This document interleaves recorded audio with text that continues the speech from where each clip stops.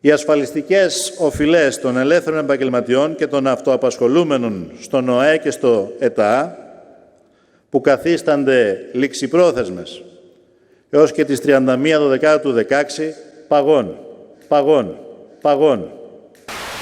Το τεχνικό επιμελητήριο και ο τεχνικός κόσμος της χώρας στηρίζει την Τράπεζα Αττικής, διατηρώντας το ποσοστό του ταμείου μας, και θα εξετάσουμε ακόμη και αν χρειαστεί να το αυξήσουμε, να το αυξήσουμε.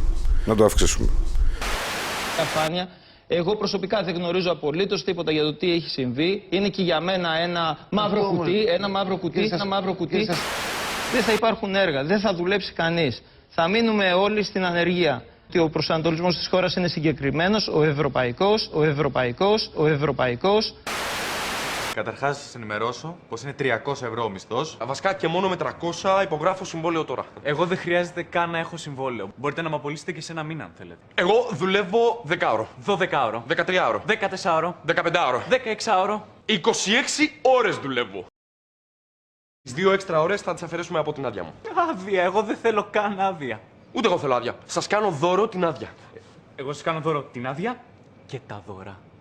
Εγώ σας κάνω δώρο την άδεια, τα δώρα και 5 ευρώ. Μη τους αφήσεις να σε σπρώξουν στο περιθώριο. Στις 20 Νοέμβρη, στις εκλογές του ΤΕ, υπερασπιζόμαστε το μέλλον μας. Σε αυτές τις εκλογές δεν ψηφίζουμε το ίδιο με το αφεντικό μας. Γιατί με 500 ευρώ δεν ζεις, εξεγείρεσαι. Στις 20 Νοέμβρη ψηφίζουμε Μπλοκ ΤΕ, αριστερή κίνηση εργαζόμενων και ανέργων μηχανικών.